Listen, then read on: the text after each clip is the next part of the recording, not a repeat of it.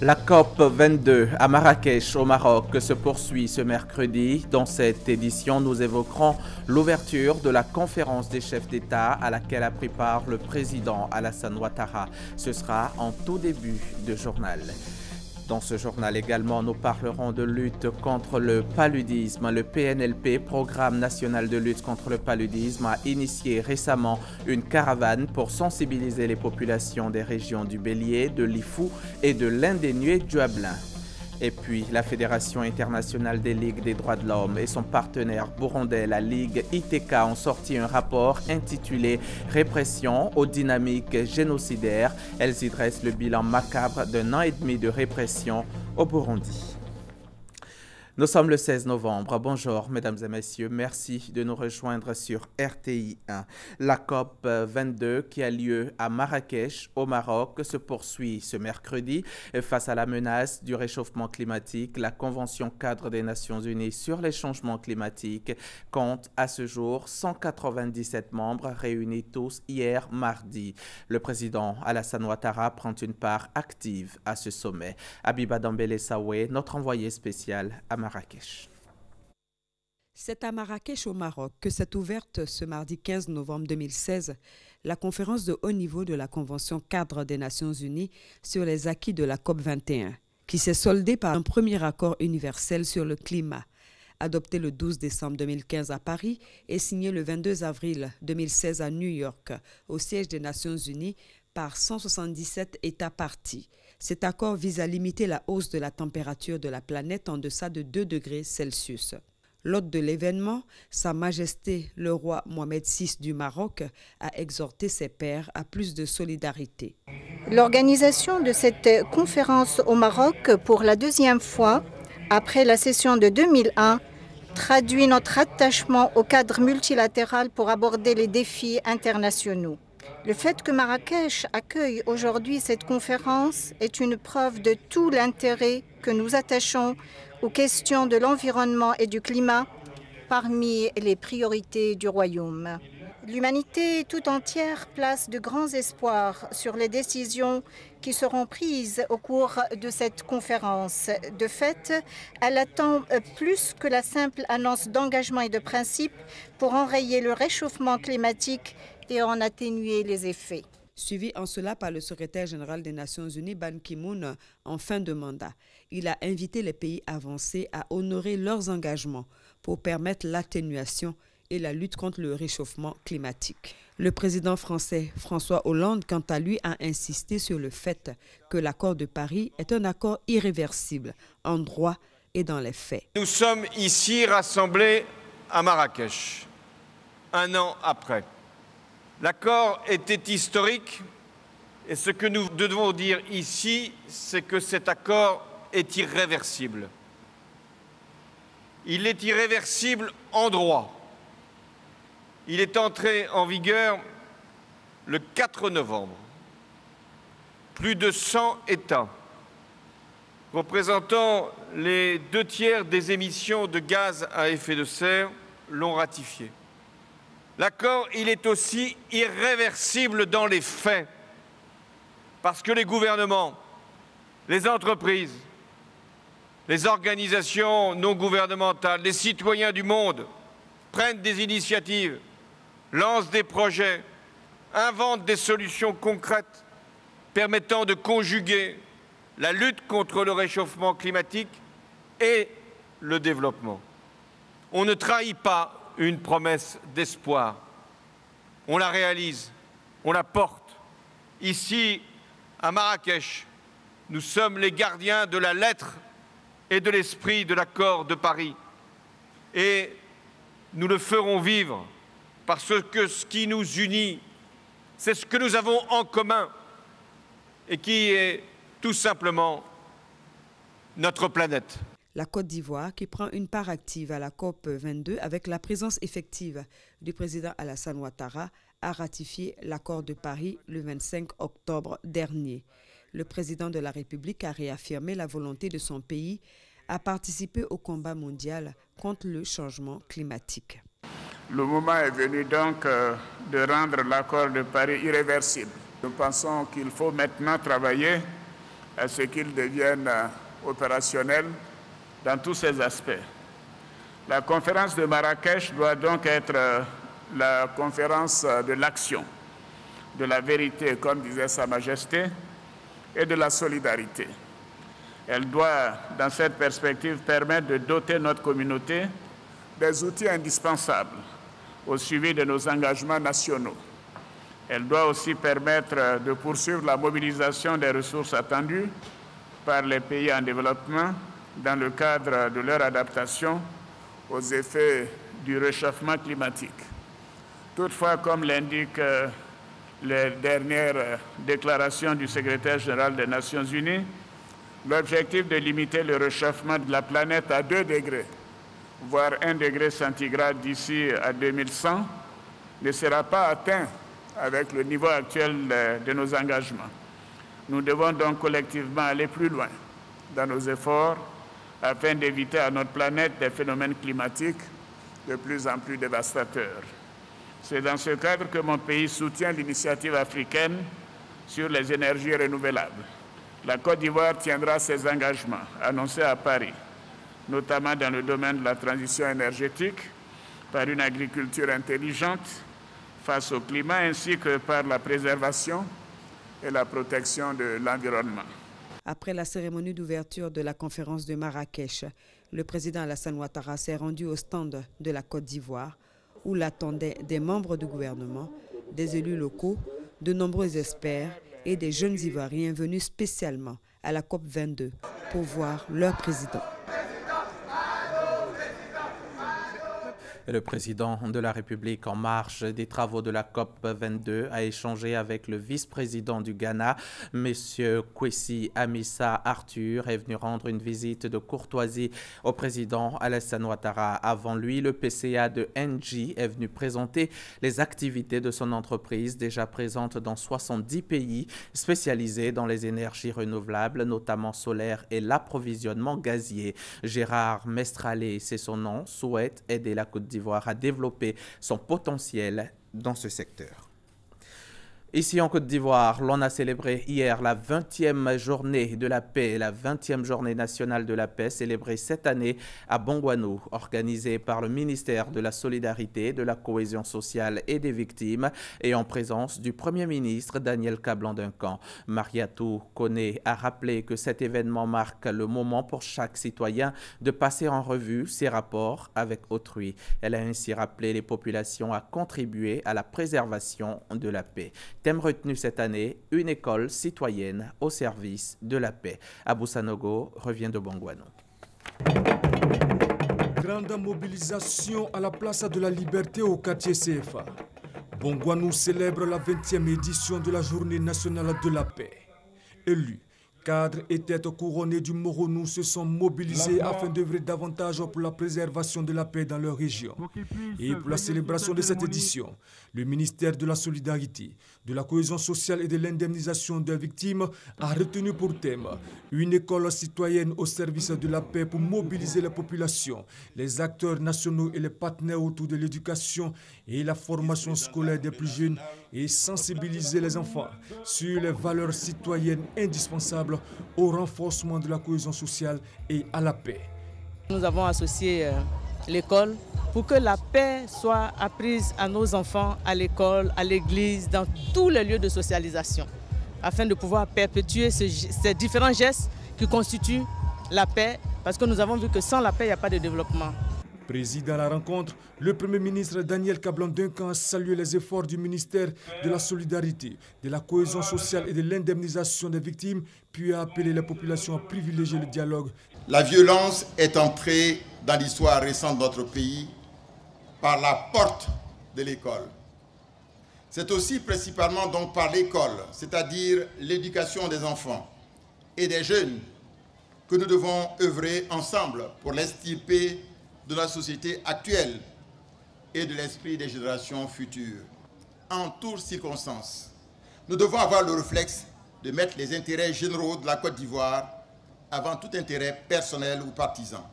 La résolution des problèmes, même les plus complexes, par la voie du dialogue, reste toujours possible et permet de préserver des vies humaines. Il est donc impératif d'éviter les actes de violence et le règlement des problèmes par la force.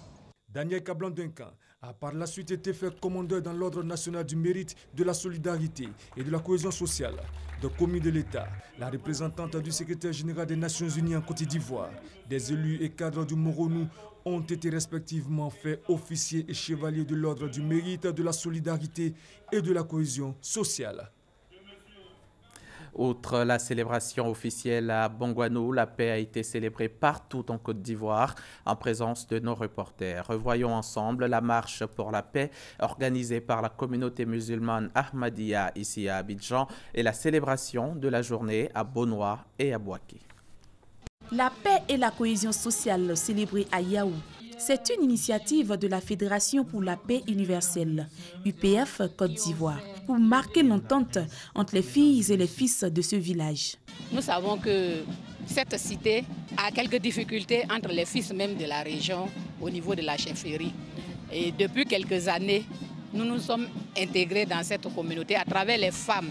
Et à partir des femmes, nous sommes rentrés petit à petit aux côtés des hommes. Cette cérémonie a aussi été l'occasion de distinguer Nanan Guessan Limbe II, qui a été fait ambassadeur de la paix pour les efforts et les sacrifices consentis au nom de la paix dans sa région.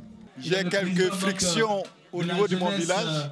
Il m'appartient désormais de foncer tête baissée pour que la paix revienne. Le thème retenu cette année est l'union et l'harmonie pour une communauté forte et en paix. La paix et l'harmonie, plus que des mots, représentent des valeurs que recommandent les religieux. Nous les Ivoiriens, nous venons de loin et même de très loin. Le peuple ivoirien doit considérer la paix comme une seconde religion. Rehaussé par la présence de Nanan Amondoufou V, roi du Saint-Louis et de plusieurs autres personnalités, la célébration de la journée nationale de la paix à Yaou a été fêtée dans la joie et la convivialité. Le programme d'éducation pour la paix, PEP, est un programme pédagogique audiovisuel dont le but est d'aider les participants à explorer la possibilité de paix individuelle et à découvrir les ressources intérieures. Le club Lupicin, École des finances personnelles et du développement personnel, en partenariat avec l'ONG humanitaire La Paix pour tous et la fondation Prem Rawat, basée aux États-Unis, lance la diffusion de ce programme à Bouaké. Les initiateurs souhaitent impacter positivement les relations entre les hommes. Le programme d'éducation pour la paix a débuté en Côte d'Ivoire en 2007. 626 personnes en ont bénéficié. À Bouaké, le lancement du PEP a été marqué par des enseignements, témoignages et des projections de films tenus au centre culturel Jacques Aka.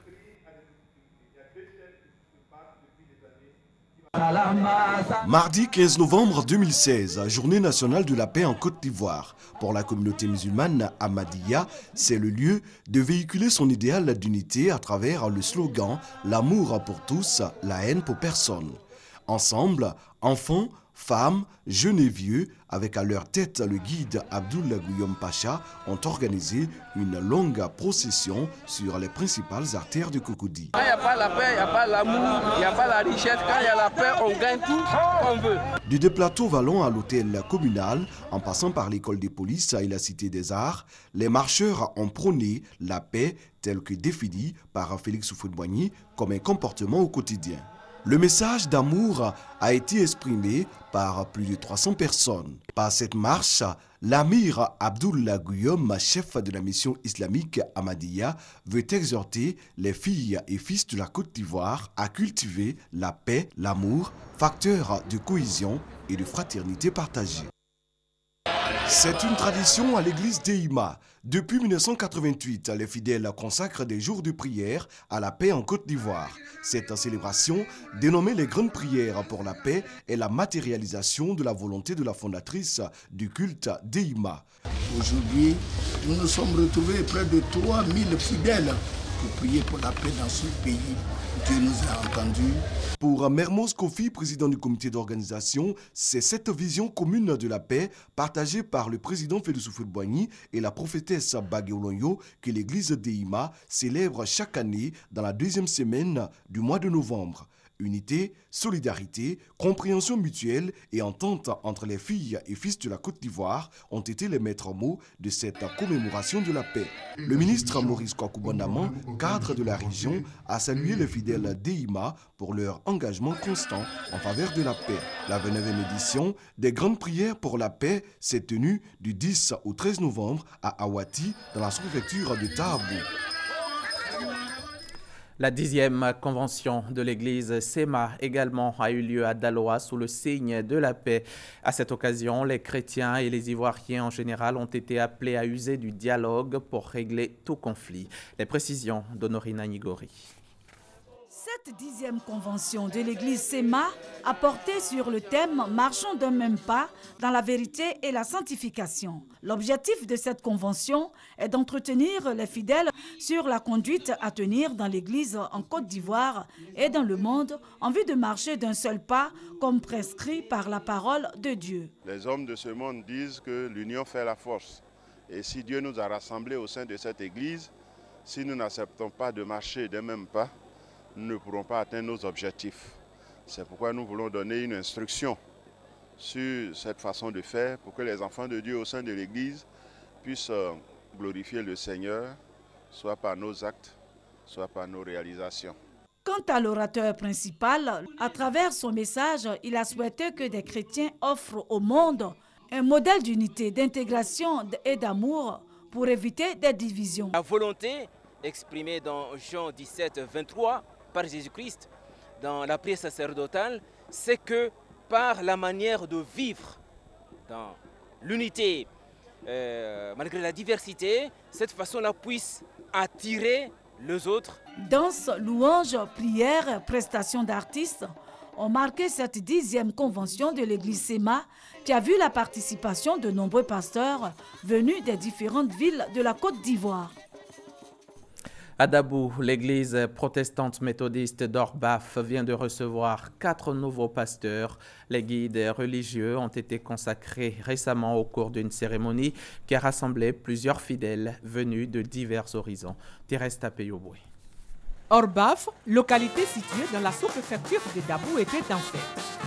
C'était à l'occasion de la consécration de 4 nouveaux pasteurs de l'église protestante méthodiste.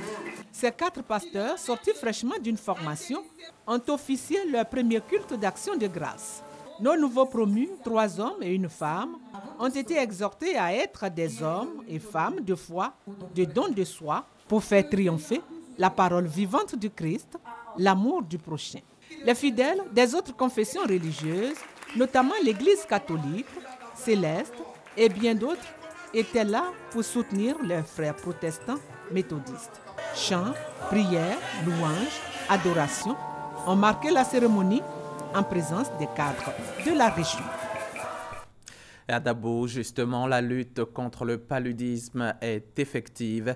Le Rotary Club Dabou, le Boutou, vient de faire un important don de moustiquaires imprégnés aux pouponnières, internats et foyers de jeunes filles de la commune. Le club service veut à travers ce don soutenir les pensionnaires de ces différents établissements à éviter le paludisme. Herman Niamien, témoignage.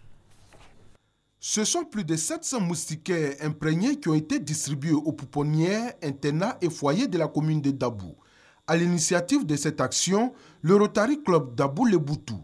En distribuant ces moustiquaires, ce club service entend freiner la propagation du paludisme qui, selon lui, tue plus que le sida. Au niveau du Rotary, on a identifié le secteur santé et éducation. En matière de santé, donc nous essayons de venir en aide aux populations vulnérables. Ici, nous avons choisi les jeunes, les enfants, notamment les élèves qui vivent dans les foyers, les centres d'hébergement et les internats, pour leur apporter ce soutien afin qu'ils vivent dans de meilleures conditions de travail. Les bénéficiaires visiblement heureux de recevoir ce don n'ont pas manqué de traduire leur reconnaissance au Rotary Club pour cet acte humanitaire. Nous encourageons en tout cas Rotary d'aller très loin dans ses relations à la lutte contre le paludisme. Le Rotary Club Dabou-le-Boutou, jeune de 4 mois, est à sa première action dans le département. Il entend continuer dans cette dynamique pour le bonheur des populations. Le PNLP accentue la lutte contre le paludisme. Le Programme national de lutte contre le paludisme a initié récemment une caravane de 6 jours pour sensibiliser les populations des régions du Bélier, de l'Ifou et de l'Indénié-Duablin. Delphine Blas pour en savoir plus. Aller partout, en tout temps et en toutes circonstances pour vaincre le paludisme. Ainsi pourrait-on résumer la caravane de 6 jours initiée par le ministère de la Santé à travers le PNLP, le Programme national de lutte contre le paludisme. Débutée en fanfare dans la commune de Thiébissou, c'est ici à Abengourou qu'elle a pris fin. Malgré les défaillances techniques et avec les moyens de bord, le sujet a bien été abordé avec les populations. Vous savez que l'État et ses partenaires ont mobilisé beaucoup de moyens pour acquérir les moustiquaires et les distribuer à toute la population lors de la grande campagne de mars 2015. Il était important d'accompagner cette campagne de distribution de moustiquaires, de la communication pour que la population puisse savoir comment utiliser la moustiquaire et pourquoi il faut utiliser cette moustiquaire. La caravane de lutte contre le paludisme a parcouru les villes de Thiébissou, de Yamsokro, de Daoukro et de Niablé, entre autres à l'aide d'un camion podium. Un camion malheureusement tombé en panne à la dernière étape. N'empêche, Abengourou a quand même perçu le message. T'as dit quoi? Tu es enceinte, pourquoi tu parles de palu? Pour éviter de contracter le palu à l'enfant. Selon l'OMS, l'Organisation mondiale de la santé, le paludisme tue au moins un enfant chaque minute dans le monde entier. En Côte d'Ivoire, il est un véritable problème de santé publique. La caravane de lutte contre le paludisme dans les régions du Bélier, du Ifou et de l'Indénié-Duablin s'est achevée le 30 octobre dernier. Elle laisse place à la campagne de démoustication dans la zone d'Abidjan Sud qui, elle, se poursuit jusqu'au 29 novembre 2016. La lutte contre les violences sexuelles imputées aux forces armées de Côte d'Ivoire porte ses fruits. En moins de 5 ans, le pays est passé de 478 à un seul cas aujourd'hui.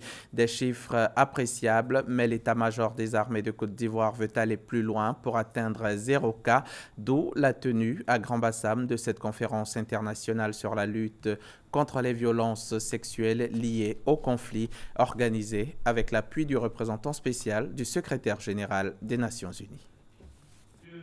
Lors des conflits armés, les populations sont celles qui payent le lourd tribut. En plus de perdre la vie, le viol devient une arme redoutable. Suite à la crise post-électorale de 2010-2011, la Côte d'Ivoire a été indexée par l'Organisation des Nations Unies comme ayant enregistré un grand nombre de violences sexuelles. D'où les instructions du président de la République Alassane Ouattara afin que cessent définitivement ces pratiques. Aujourd'hui, je suis heureux d'affirmer que les résultats sont plus que satisfaisants. Vous l'avez entendu tout à l'heure. En moins de 5 années, nous sommes passés de 478 cas de violences sexuelles imputés aux forces de défense et de sécurité ainsi qu'aux groupes armés à un seul cas de tentative de viol. Ces résultats méritent d'être salués. Aujourd'hui, la Côte d'Ivoire peut être fière de ses avancées en matière de prévention des violences sexuelles au sein de ses forces armées. Les forces armées de Côte d'Ivoire, qui constituent le fer de lance de cette lutte permanente, ont mené une série d'actions telles que la sensibilisation de tous les éléments de l'armée, de la gendarmerie nationale, de la police nationale, des douanes et des eaux et forêts, la formation des hommes et surtout l'introduction de modules d'instruction dans les écoles militaires sur la lutte contre les violences sexuelles liées au conflit. La Côte d'Ivoire veut donc partager son expérience avec d'autres pays africains pour mettre fin à cette pratique. C'est là le sens de la conférence internationale sur la lutte contre les violences sexuelles liées au conflit par les forces armées nationales en Afrique. 3 jours durant, les experts des Nations Unies et les forces de défense et de sécurité de 8 pays, dont la Côte d'Ivoire, vont plancher sur les stratégies à mettre en place pour que ce fléau cesse définitivement. Reportage signé Sita Soro. Faire d'Abidjan la capitale africaine du web, c'est l'ambition tout affichée de Africa Web Festival. Ce rendez-vous qui se veut une plateforme interactive où tous les acteurs du web d'Afrique se retrouvent. L'usage des TIC dans l'agriculture, l'éducation et la santé. Voilà le thème de cette 3e édition d'Africa Web Festival qui se déroulera du 29 novembre au 1er décembre prochain. Les précisions de Franck Quadio. Abidjan, bientôt capitale africaine du numérique.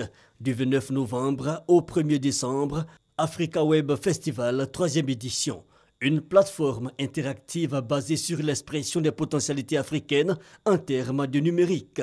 Thème choisi cette année, l'usage des TIC dans l'agriculture, l'éducation et la santé. L'agriculture a besoin des captations du numérique, c'est l'éducation avec école pour tous et autres.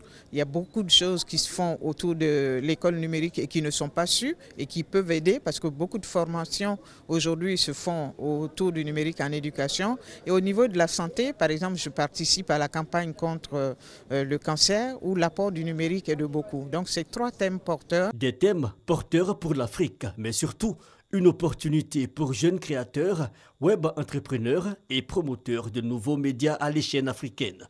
En 3 jours, le champi des TIC, un volet réservé aux jeunes férus de TIC, le speed jobbing, rencontre entreprises, chercheurs d'emploi, panels et conférences, mais surtout des espaces B2B et des concours de production et d'application audiovisuelle, des activités supervisées par un jury et le critère de choix des projets innovants reflétant l'identité africaine. Il ne s'agit pas de se fondre dans la culture de masse. Il s'agit d'apporter un particularisme africain qui est fondamentalement intéressant puisque ça va permettre au monde entier de faire plus attention à nous, de nous regarder et de mieux nous comprendre. Certifié à la COP 21 en 2015 et à la conférence de Marrakech en cours actuellement, Africa Web Festival attend plus de 6000 participants venus d'Afrique et d'ailleurs. L'association Sport dans ma vie est au cœur de l'Abissa 2016. En collaboration avec le comité d'organisation de l'Abissa, la fête du peuple Nzima Kotoko de Grand Bassam, l'association a organisé une marche au quartier France en prélude au Guazo. Victorien Angwa. L'association Sport dans ma vie visite le roi des Nzima Kotoko de Côte d'Ivoire. Le prétexte, l'Abissa 2016, nouvel an d'Nzima. Ils sont venus de Yamoussoukro, d'Adiaké et de Grand Bassam pour marcher et préparer la forme pour une semaine de danse. Ça donne des leçons à tout un chacun de savoir que le sport maintient et ça donne la santé. Puisque nous devons danser l'Abissa, il faut qu'on se mette en forme pour pouvoir réussir notre fête. Aoulaye Désiré Amontanoé, roi des Nzima Kotoko, salue l'initiative qui est à sa 2e édition. La marche assure la santé. La santé est chère à tous, s'entretient par le sport. 5 km de parcours pour hypertendus, diabétiques et même les bien portants. La reine-mère a donné le top départ pour le parcours de santé après la séance d'étirement. Et que la marche soit bonne et que beaucoup puissent transpirer pour éliminer les toxines du corps. Chacun y va de son rythme. Cette marche associée à l'ouverture de l'Abissa est une initiative de l'association Sport dans ma vie. C'est en train de devenir une tradition parce que l'année passée déjà, à l'Abissa, Sport dans ma vie est venu pour faire une marche.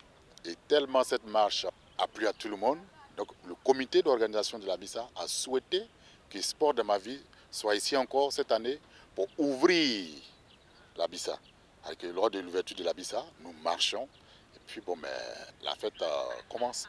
À la fin de la marche, une séance de décrassage a eu lieu sur la place de l'embouchure. La population de Benouillet célèbre la solidarité et la réconciliation. Au cours d'une cérémonie réunissant les filles et fils de la localité, les populations ont rendu hommage à un cadre de la localité pour avoir pris en charge plusieurs personnes victimes d'accidents en avril dernier. Cette marque de solidarité, les populations de Benouillet entendent la cultiver davantage afin de favoriser la cohésion sociale. Les populations de la sous-préfecture de Benouillet, dans l'ouest de la Côte d'Ivoire, veulent faire de la solidarité le levier du développement de leur région. En organisant cette cérémonie à l'honneur des victimes de l'accident de la circulation qui a eu lieu le 4 avril dernier et qui a fait une trentaine de morts et de blessés, les populations veulent rendre hommage aux survivants et aussi témoigner leur reconnaissance à André Mémon Narcisse, un cadre de la sous-préfecture, qui a pris en charge gracieusement les blessés. Le bienfaiteur s'est dit honoré par toutes ces marques de reconnaissance avant de faire encore des dons aux blessés au corps médical, grâce à qui les blessés ont retrouvé la santé. Quant au porte-parole des victimes, Tapé Toali Norbert, il a exprimé au nom des familles des accidentés sa reconnaissance à l'initiateur pour la marque de solidarité et d'attention à leur endroit. Cette cérémonie, les populations entendent la perpétuer afin d'honorer tous les fils de la région qui font la promotion de la solidarité. C'était un commentaire de Mamadou Kwasi. La Fédération internationale des ligues des droits de l'homme, FIDH, et son partenaire burundais, la Ligue ITK, ont présenté à Paris un rapport intitulé « Répression aux dynamiques génocidaires ». Sur 200 pages, les organisations détaillent de manière presque exhaustive la chronologie de la crise burundaise depuis les premières manifestations pacifiques contre le 3e mandat du président Nkurunziza en avril 2015. Sport football, pour terminer, match amical international France-Côte d'Ivoire. Les éléphants tiennent la France en échec, 0 but partout.